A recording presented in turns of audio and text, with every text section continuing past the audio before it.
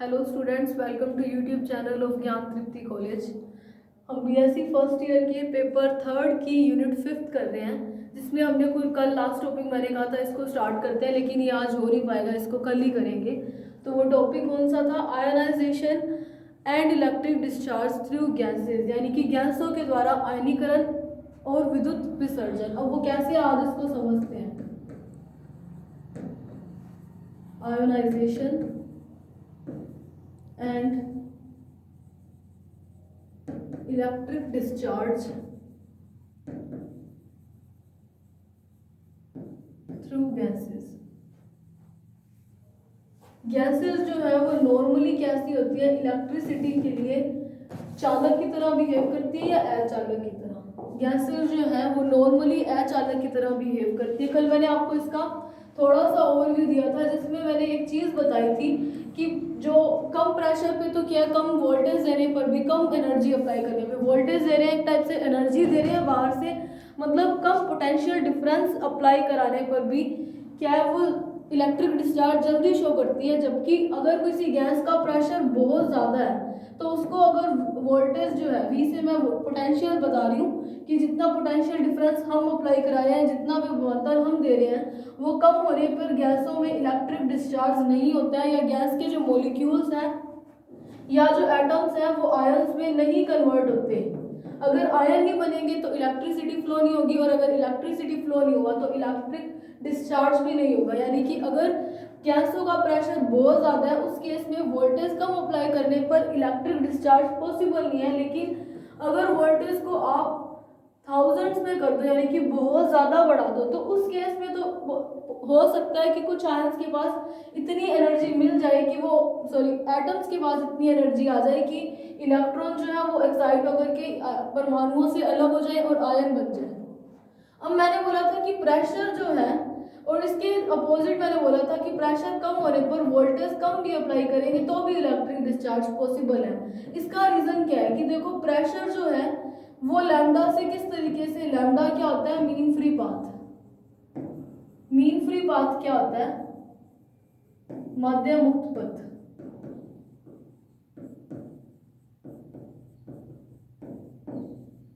देखो, लैम्डा जो है वो मध्य मुक्त पथ पे किस तरीके से डिपेंड करता है, सॉरी, प्रेशर किस तरीके से डिपेंड करता है। तो लैम्डा और प्रेशर में ये एक रिलेशन है, KT ओवर में √2 पाई P into D square. D जो है डायामीटर है। इस फॉर्मूले से क्या पता चलता है कि लैम्डा जो है वो प्रेशर की कैसे है? इनवर्सली प्रोपोर्शनल है। तो इसका मतलब क्या? प्रेशर बढ़ने पर लैम्डा की वैल्यू घटती है। लैम्डा क्या है? दो क्रमागत टक्करों के बीच का लगा टाइम, ठीक है। और मैंने इसके अपोजिट क्या बोला था कि प्रेशर घटने पर लैम्डा की वैल्यू बढ़ेगी। अगर देखो प्रेशर कम है, मैंने प्रेशर कम दिया है तो लैम्डा बढ़ा। लैम्डा क्या था?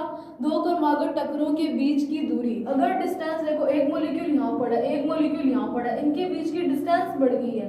अगर मॉलिक्यूल्स के बीच की डिस्टेंस है तो उसका लैम्डा भी बढ़ेगा। अगर लैम्डा बढ़ेगा तो इतनी डिस्टेंस कवर करने में टाइम भी ज़्यादा लगेगा।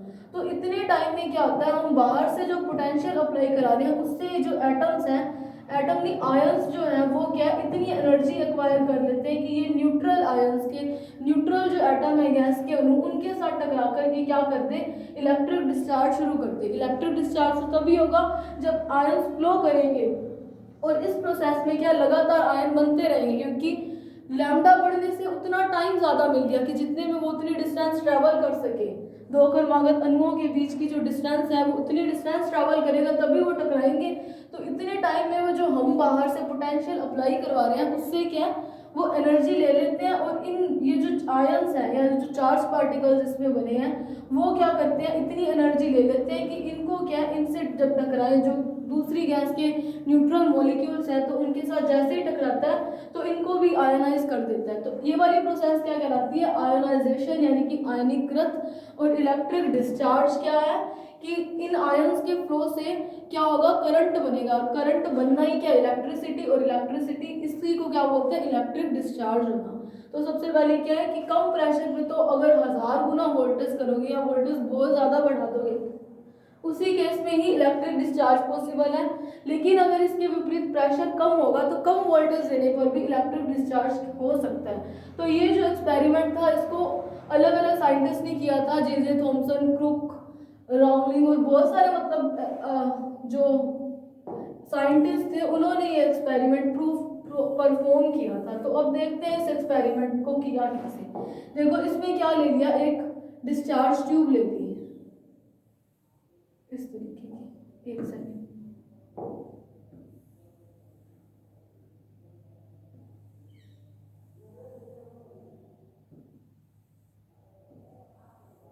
ये क्या है, एक डिस्चार्ज ट्यूब ली है। डिस्चार्ज ट्यूब क्या होती है, वो ट्यूब होती है, एक स्पेसिफिक ट्यूब ली जाती है जिसके अंदर क्या है, इलेक्ट्रिक डिस्चार्ज कराया जाता है। डिस्चार्ज ट्यूब को हिंदी में बोलते हैं विसर्जन नली। तो विसर्जन नली क्या है, एक इस तरीके की स्पेसिफिक ट्यूब होती है जिसमें इलेक्ट्रिक डिस्चार्ज कराया जाता है। इलेक्ट्रिक डिस्चार्ज क्या, आयंस के फ्लो से इलेक्ट्रिसिटी बन रही है, तो उसी को क्या बोलते हैं, इलेक्ट्रिक डिस्चार्ज। तो इस डिस्चार्ज ट्यूब में 2 इलेक्ट्रोड्स लगा दिए मैंने। इस ट्यूब के अंदर क्या गैस भरी हुई है, उस गैस को मैं शो नहीं कर रही हूँ, वैसे इस ट्यूब के अंदर गैस भरी हुई है। यहाँ पर लगा दिया एग्जॉस्ट पंप। एग्जॉस्ट पंप क्या करेगा, वैक्यूम को बनाए रखेगा। यहाँ पे लगा दिया मैंने मैनोमीटर। मैनोमीटर को हिंदी में क्या बोलते हैं, दाब मापी।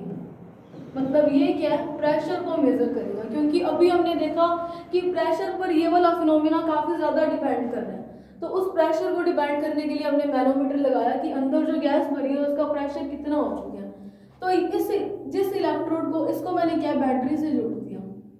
तो जो वाले टर्मिनल को मैंने नेगेटिव पोटेंशियल से जोड़ा है वो तो कैथोड का काम करेगा, और जिसको मैंने पॉजिटिव से जोड़ दिया वो किसका काम करेगा, एनोड का। तो मतलब ये हो गया कैथोड का और ये क्या हो गया, एनोड का।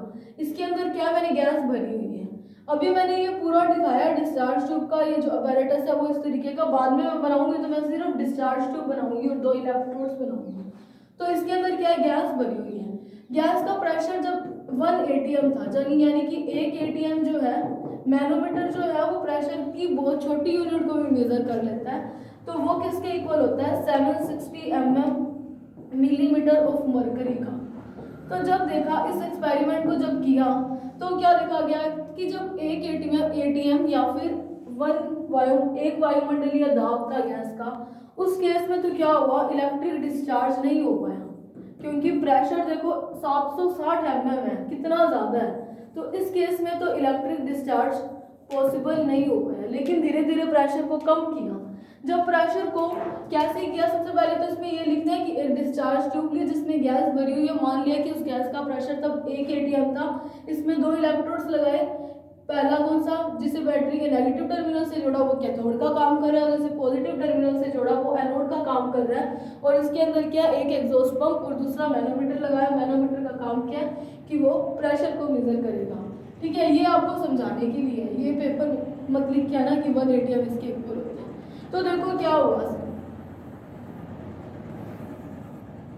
अब इसको अलग अलग प्रेशर्स पे मेजर किया। पहला क्या ले लिया कि 1 atm में तो पता चल रहा था कि कोई भी इलेक्ट्रिक डिस्चार्ज नहीं हुआ। इलेक्ट्रिक डिस्चार्ज कैसे नहीं पता चला, इस ट्यूब को जो बाहर से देख रहे थे उनको कोई भी यहाँ पर लाइट फील नहीं हुई, सिर्फ और सिर्फ डार्कनेस थी। तो पहला केस ले लिया 10 mm प्रेशर पर। मैं ऑफ मरकरी नहीं लिख रही। जब दाब 10 mm किया तो देखो डिस्चार्ज ट्यूब में क्या हुआ। ये मैंने सिर्फ डिस्चार्ज ट्यूब दिखाई है अब, और ये मैंने 2 इलेक्ट्रोड्स दिखा दिए, ये कैथोड और ये एनोड। जब प्रेशर 1 atm था तब तो कुछ भी इलेक्ट्रिक डिस्चार्ज नहीं हुआ। लेकिन जब प्रेशर 10 mm हुआ तो क्या हुआ, यानी कि प्रेशर 10 mm और 760 mm, उसके कंपैरिजन में क्या, प्रेशर में कमी आई थी। यानी कि प्रेशर कम होने पर और वोल्टेज हमने अप्लाई किया, तब क्या हुआ, इसके अंदर क्या, स्पार्किंग होने लगी। ये स्पार्क्स है, यानी कि चिंगारियां उठने लगी। जब प्रेशर कम हुआ और वोल्टेज भी हम अप्लाई करे जा रहे हैं, मतलब बाहर से एनर्जी दे रहे हैं, उस केस में क्या हुआ, प्रेशर कम होने पर इस तरीके की पतली सी एसिटेट लाइंस की फॉर्म में चिंगारियां दिखाई दी।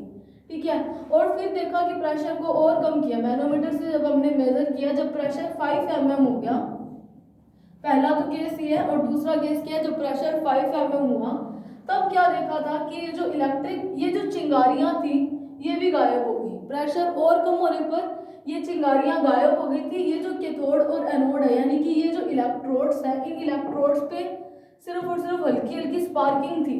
यानी कि यहाँ पे थोड़ी थोड़ी शाइन दिखाई दे रही थी। जब प्रेशर कितना हुआ 5 mm हुआ, उस केस में ये जो चिंगारियां उठ रही थी वो गायब हो गई थी। ये सिर्फ ये जो मैंने बता रही हूँ ये प्रैक्टिकली किया हुआ है, तो मैं प्रैक्टिकल रिजल्ट से बता रही हूँ कि जब प्रेशर 10 mm था उस टाइम में इस तरीके से चिंगारियां उठ रही थी, तो वैसा मैंने दिखा दिया। फिर जब प्रेशर 5 mm था तो सिर्फ और सिर्फ ये जो इलेक्ट्रोड्स है कैथोड और एनोड, इसके पास पास में क्या थी, लाइट थी बस। बाकी पूरे के स्पेस में क्या था, डार्कनेस थी। तो वो जो डार्कनेस था उसको क्या बोलते हैं, मान लो इस तरीके की थी, यूं मान लो सिर्फ यहाँ पे स्पार्किंग है, बाकी के पूरे डिस्चार्ज ट्यूब में डार्कनेस था, अंधकार था, जिसको हम क्या बोलते हैं, डार्क डिस्चार्ज। इसको हिंदी में क्या बोलते हैं, अदीप्त विसर्जन। अदीप्त का मतलब क्या है, सिर्फ अंधेरा हो। 5 mm पे तो ये केस हुआ, अदीप्त विसर्जन था, बाकी पूरे डिस्चार्ज ट्यूब में सिर्फ डार्कनेस थी। लेकिन जब प्रेशर को 5 mm से और कम किया तब क्या देखा डिस्चार्ज ट्यूब में, ये मैं डिस्चार्ज ट्यूब बना रही हूँ, थोड़ी अजीब सी बन रही है,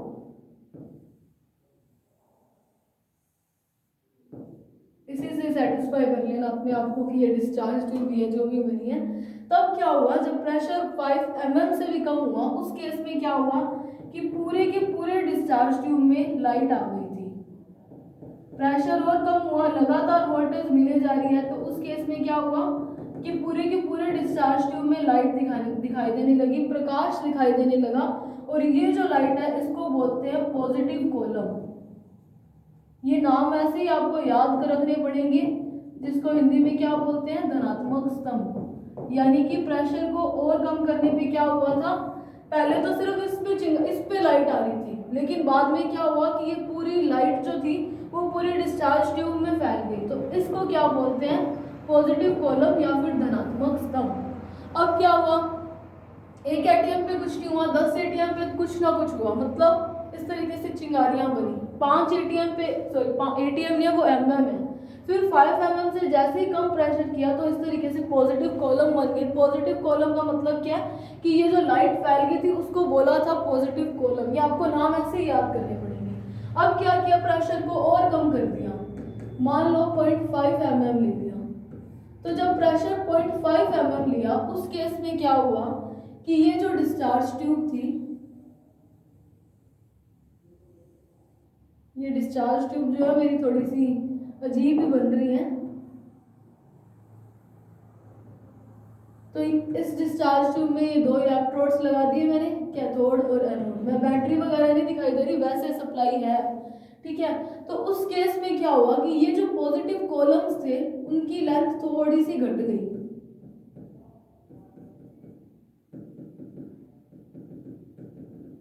इस तरीके से। ये क्या, पॉजिटिव कॉलम के बीच में ये स्पेस आ गया, इस तरीके से शो कर दी थी आपने। ये शो हो रहा है कि पॉजिटिव कॉलम के बीच में स्पेस आ गया, या क्या बोल सकते हैं कि पॉजिटिव कॉलम जो है वो विभक्त हो गया।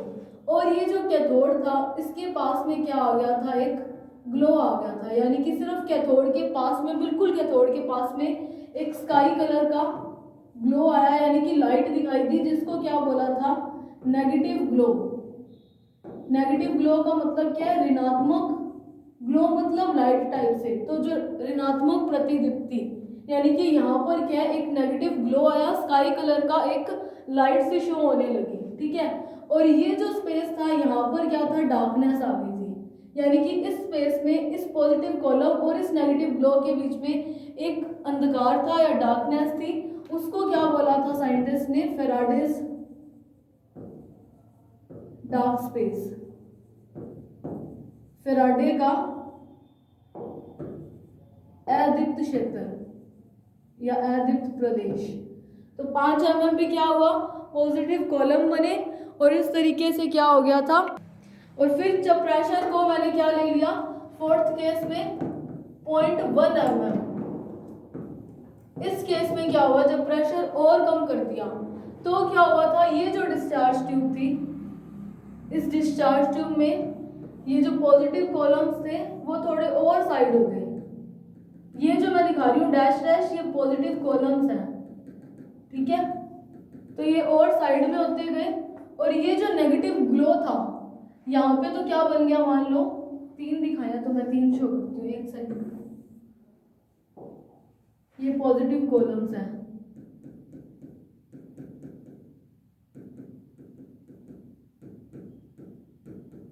ये जो पॉजिटिव कॉलम है यहाँ पे मैंने 3 दिखाया, वहां पे 2 ही दिखा रही हूँ। उसका मतलब ये नहीं है कि ये 3 नहीं थे, ये बिल्कुल ही हट गए थे, ठीक है। यहाँ पे मेरे पास स्पेस कम है इसीलिए मैंने इतना दिखाया। तो पॉजिटिव कॉलम के पास फैराडे स्पेस तो था ही, फैराडे का अदीप्त प्रदेश, फैराडेज डार्क स्पेस,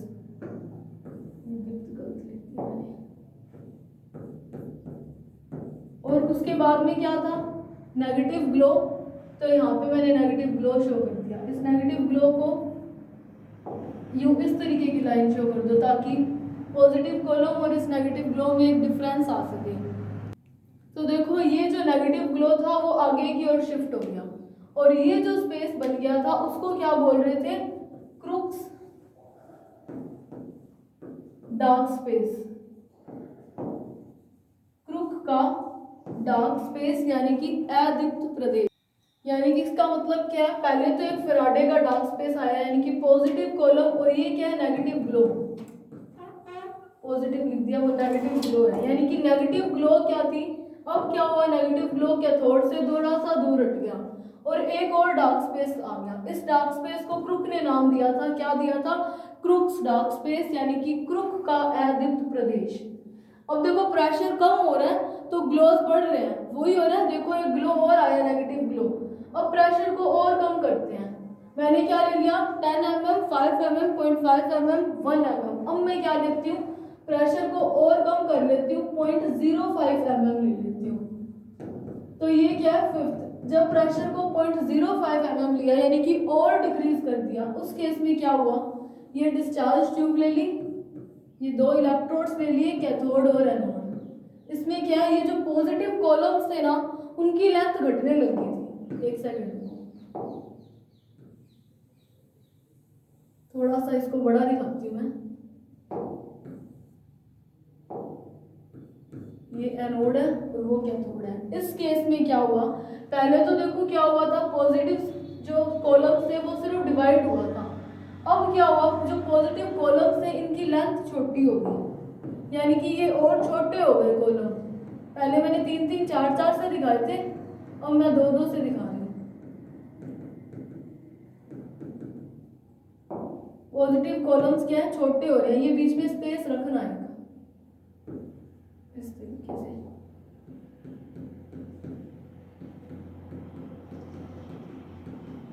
तो देखो एक पॉजिटिव कॉलम ये रहा, एक ये रहा, एक ये रहा, तो इस तरीके से क्या इनकी लेंथ के पहले के कंपैरिजन में कम हो रही है। फिर हमने क्या लिया था, फैराडे का डार्क स्पेस लिया था, का डार्क स्पेस ही लिख देती हूँ मैं। उसके बाद क्या आया था, नेगेटिव ग्लो आया था। फिर हमारे पास क्या आया था, क्रुक्स डार्क स्पेस।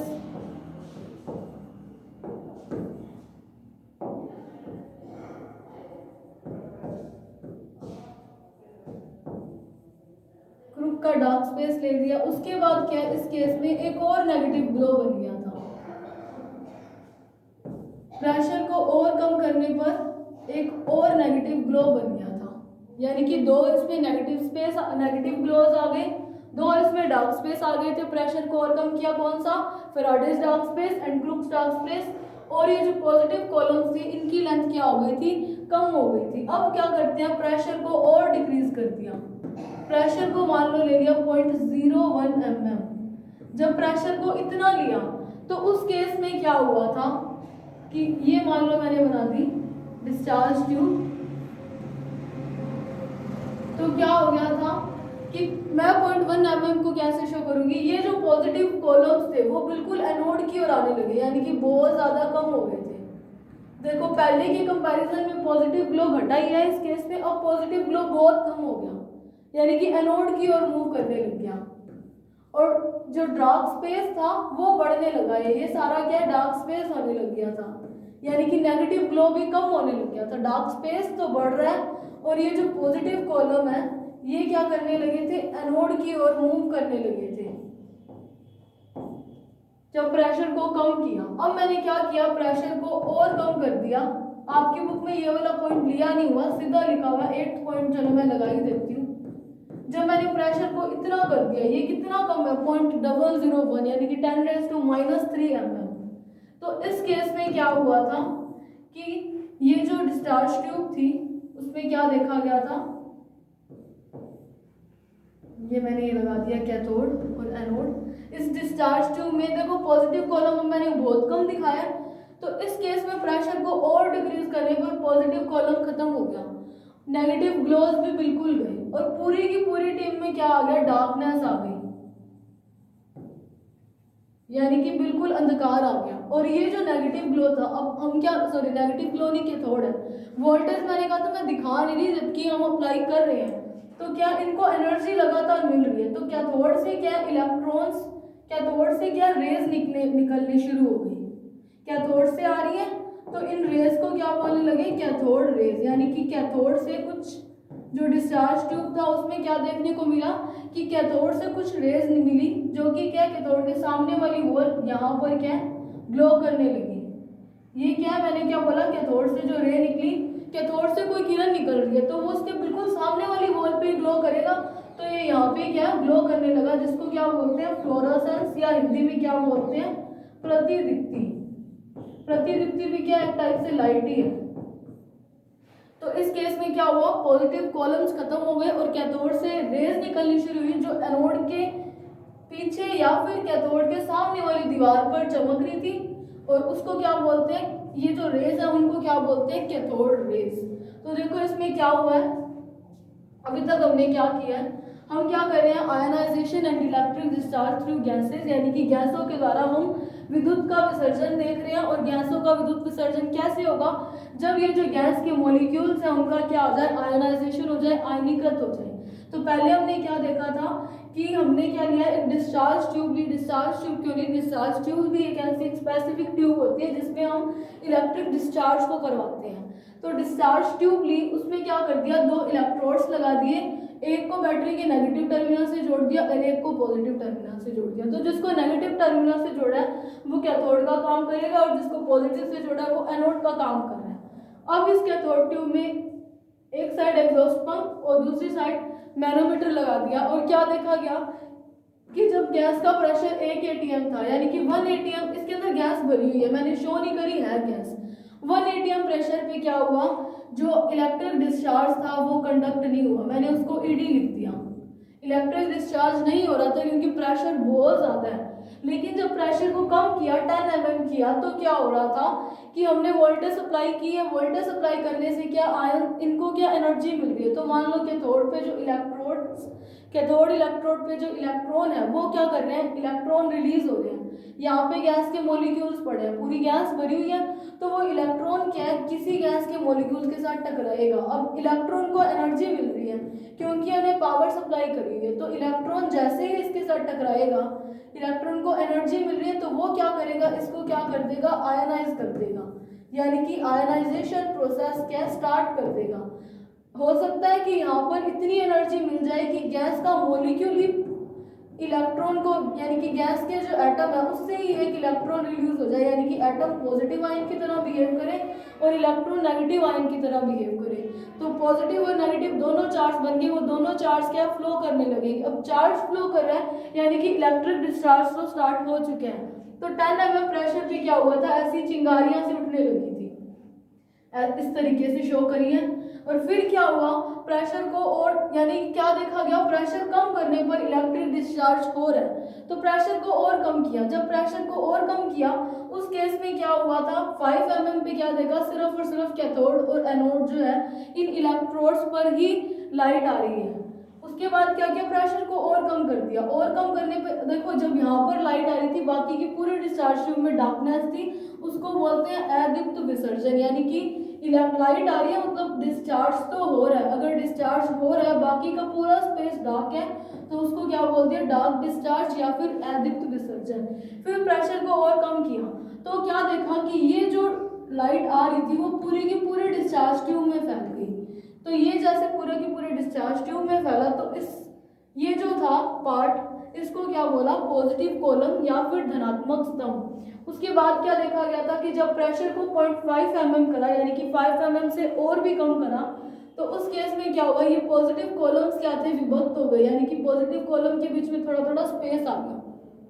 और कैथोड के ऊपर क्या नेगेटिव ग्लो आया, जिसको क्या बोला, कैथोड के ऊपर एक नेगेटिव ग्लो आया और एक पॉजिटिव कॉलम और नेगेटिव ग्लो के बीच में कुछ डार्कनेस आ गया, जिसको क्या बोला था, फैराडेज डार्क स्पेस, फैराडे का अदीप्त प्रदेश। अब क्या किया, प्रेशर को और कम किया, जब और कम किया तो क्या देखा, ये नेगेटिव ग्लो थोड़ा सा आगे खिसक गया और फैराडे स्पेस, नेगेटिव ग्लो और कैथोड के बीच में एक और नेगेटिव ग्लो और कैथोड के बीच में एक और स्पेस आ गया, डार्क स्पेस, जिसको क्रुक ने क्या नाम दिया, क्रुक्स डार्क स्पेस। इसके बाद क्या देखा गया कि प्रेशर को और कम किया, प्रेशर को और कम करने पे क्या आया, एक और नेगेटिव स्पेस आया, क्रुक स्पेस और नेगेटिव स्पेस जो है वो दो नेगेटिव स्पेस के बीच में क्रुक स्पेस आ गया, यानी कि एक और नेगेटिव स्पेस आ गया, इन शॉर्ट ये बोल सकते हैं।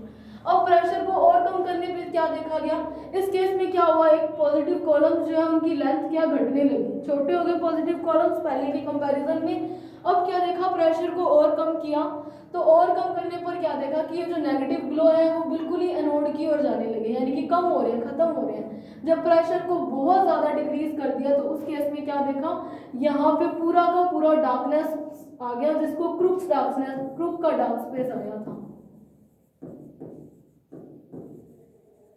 यानी कि पूरी की पूरी डिस्चार्ज ट्यूब में क्रुक का डार्क स्पेस या अदीप्त प्रदेश फैल गया और कैथोड से रेज निकलने लगी, जो कैथोड के सामने वाली बॉल एनोड पर आई, उसको क्या बोला, फ्लोरेसेंस, फ्लोरेसेंस लाइट ही है, तो वो इस तरीके से हुआ। और यहाँ पे एक चीज थी, ये जो पॉजिटिव कॉलम है ये है तो लाइट ही ना, तो ये डिपेंड करता है कि गैस किस तरीके से भरी हुई है, उसके कलर, ये जो लाइट है उसका कलर कैसे, किस पर डिपेंड करेगा, गैस पर।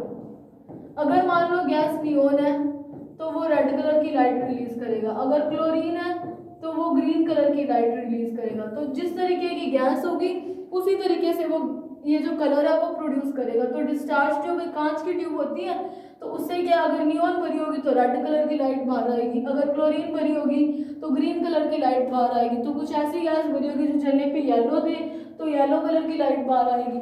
वो डिपेंड करता है कि गैस किस तरीके से भरी हुई है। और यहाँ पे जो ग्लो आया वो भी इसी पे डिपेंड करेगा कि गैस कैसे भरी हुई, या फिर मान लो इस कांच का कलर मान लो येलो है तो वो लाइट कैसी है, येलो बाहर आएगी, ग्रीन होगा तो थोड़ा सा ग्रीनिश मिक्स सी लाइट आएगी। तो वो डिपेंड करेगा कि ग्लास के कलर कैसा है, ठीक है। तो देखो इस केस में एक चीज नोटिस की हो तो मैंने बोला था कि प्रेशर डिक्रीज करने पर, कम वोल्टेज देने पर भी इलेक्ट्रिक डिस्चार्ज जो है पॉसिबल है।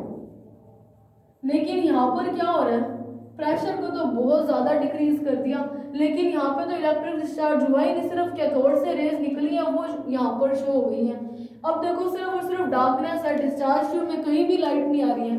तो इसका मतलब क्या हुआ, ये जो फिनोमिना हुआ इस डिस्चार्ज ट्यूब में वो क्या था, देखो प्रेशर को क्या किया, जब डिक्रीज किया तो लैम्डा बढ़ा। वो कैसे बढ़ा था, मैंने बोला लैम्डा और पी के बीच में एक रिलेशन है, KT ओवर में √2 पाई d स्क्वायर इंटू पी, ठीक है। यहाँ से क्या पता चला, वो इनवर्सली प्रोपोर्शनल है।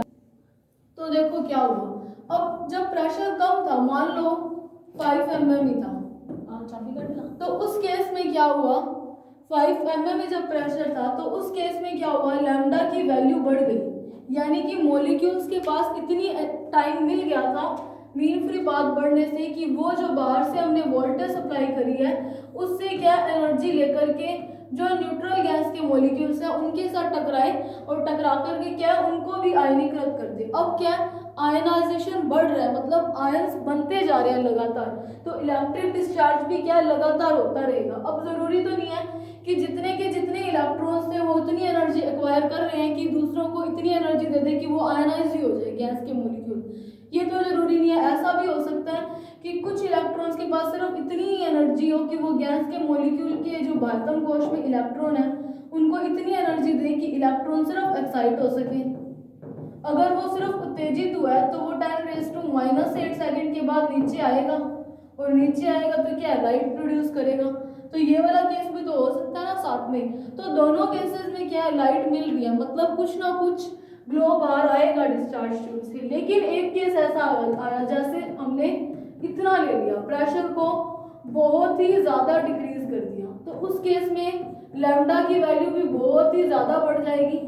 तो लैम्डा की वैल्यू बहुत ज़्यादा बढ़ने पे क्या है, एक केस ऐसा आ जाता है कि डिस्चार्ज ट्यूब में ये जो दो इलेक्ट्रोड्स हैं, लैम्डा बढ़ चुके हैं मान लो, तो उस केस में क्या हुआ कि लैम्डा इतना बढ़ गया कि यहाँ पर जो आयंस है उनको एनर्जी तो लगातार मिलती जा रही है, इस तरीके से बाहर से पोटेंशियल तो लगाया ही जा रहा है, लेकिन मॉलिक्यूल्स का मीन फ्री पाथ इतना ज़्यादा बढ़ गया कि एक इलेक्ट्रोड से दूसरे इलेक्ट्रोड में जाने पर इलेक्ट्रॉनों के या फिर जो आयंस हैं उनके बीच में टक्कर ही नहीं हो पाई।